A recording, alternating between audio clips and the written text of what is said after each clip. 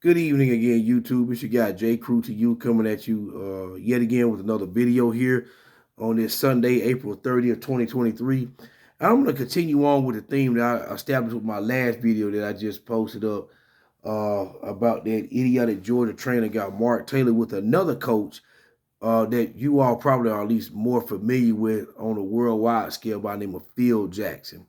If for the two people out there in the world who've never heard of Phil Jackson, he was the coach of the teams that Michael Jordan heading up in the '90s for the Chicago Bulls when they started winning championships from the early '90s until the late '90s, and he was the head coach who became famous for running the so-called triangle offensive approach, with those teams. And he took a few years off, and I believe he came back with the Lakers when they had Shaq and Kobe established as their stars on the team. And he won some more championships with them. But this past week, Phil Jackson uh, has become known for something else that you probably thought you would never hear him associated with. Again, the theme is race. And Phil Jackson made some unexpected comments when he was talking about why he stopped watching basketball beginning in 2020. And, to you, when you initially hear that, you may not think nothing about it. But let you hear what Phil really thinks about some of the, social justice and all these movements that we've been seeing, and they're intertwining with the world of sports. Give me a second here. I'm going to bring it right up. A lot of basketball or no? I don't. Tell me about that. When and did you stop immediately from the time you stopped coaching? No, I didn't. I watched some of the game evolve and decided, and they went into the lockout year and they did something that was kind of wanky. They did a bubble down in Orlando, and all the teams that could qualify went down there and stayed down there. No audience. And they had things on their back like, justice and, I made a little funny thing like, Justice just went to the basket and equal opportunity just knocked him down.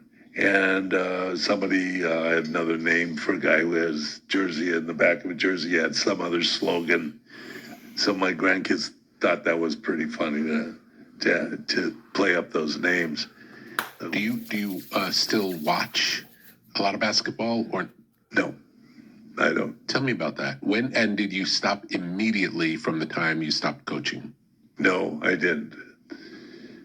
I watched some of the game evolve and decided, and they went into the lockout year and they did something that was kind of wanky. They did a bubble down in Orlando, and all the teams that could qualify went down there and stayed down there. No audience. And they had things on their back like, justice and, I made a little funny thing like, Justice just went to the basket and equal opportunity just knocked him down.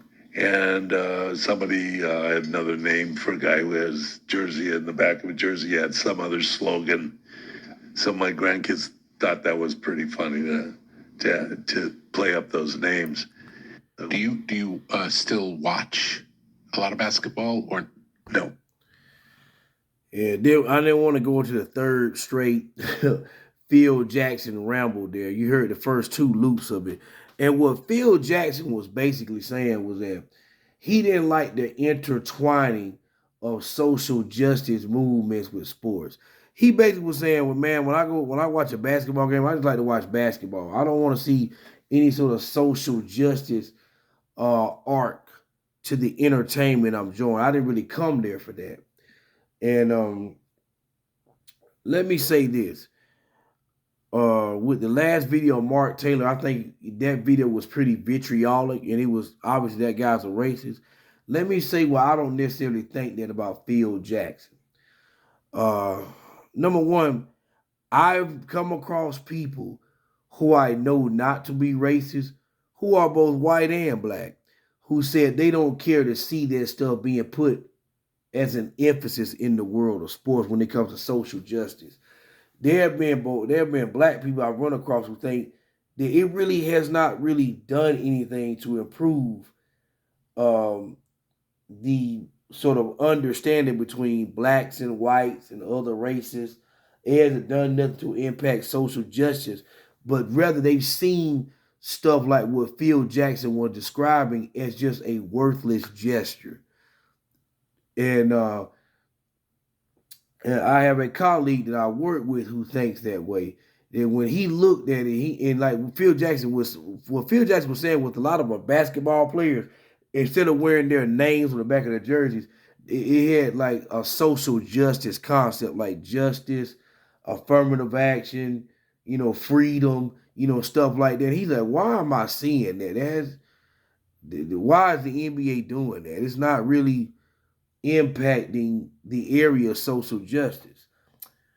And some people do feel like it's for nothing. Like they look at it as something that's idiotic and stupid for players to be doing that.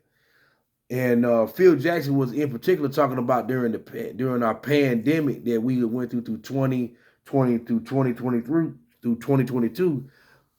And when he was seeing all this stuff, he was saying that's one reason why he stopped watching basketball in 2020 was that he just didn't think it really mattered in the world of sports, that it was just weird to him. It didn't really belong. And some people do think that with respect to Phil Jackson. What I think about what Phil Jackson was stating was that I will say it does matter and that it's wrong.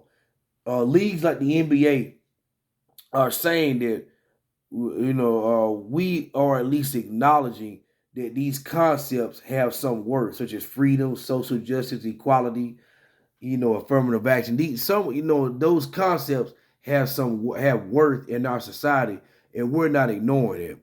Chiefly, what Phil Jackson was showing me was not necessarily that he was a racist. And I told my colleague this past week on my job. He's tone deaf, and what that is that he seems like he's not really in tune with what's going on in the world. He's like a lot of people out there. He acts like it doesn't exist. Like he may not necessarily be racist, but he's acting as if he doesn't want to acknowledge it. And number one, because he's not a black man, that's one reason why he's not sensitive to that issue. Is that he's thinking that, okay, hey man, it's not that serious of a thing. Why does basketball need to be talking about it? And some people say in general that I've come across in the past few years that they watch sports to get away from some of these social justice issues. What Phil Jackson refuses to really pontificate on and acknowledge is that uh, sports in different ways have always sort of intertwined social injustice issues, or social justice issues, whichever term you want to use. With athletes. I want to say back in the '60s when during track and field, there were some sprinters like, and God forgive me, I cannot remember their names. Uh, when they won their gold medals, these black sprinters put black gloves on and they pumped their fist in the air, and it was a show of support for different groups out there, whether it was freedom marchers or Black Panthers or people who peacefully protested. They were showing their support and acknowledging that hey man, we see that there's different racial injustices out there in the world, and we're really letting you guys know that we love and support y'all with just our fist pumps. It was a gesture which may have seemed stupid to some people, but over time it's been revered as being a very brave and courageous act that was worthwhile in doing. One of the more famous, another famous gesture rather was when Muhammad Ali was known uh, to protest many black men being sent over to Vietnam, and the fact that he didn't want to get drafted into the military to be sent over to Vietnam to be killed as a black man. And that's at the time when he was going through some subconscious development within himself, and he basically went from being Cassius Clay to Muhammad Ali during his conversion. This guy stopped his career and what was his prime in order to to protest what he perceived to be an injustice of black men being sent into Vietnam to be, to be killed and slaughtered unnecessarily. So that's what I mean by when Phil Jackson act like he don't like that. To me, it doesn't mean he's racist, but he's not really in tune with what's going on with the world. Like a lot of people who are maybe white, not all, but a lot of people who may not understand, and he's tone deaf. He's not wanting to even think about those issues.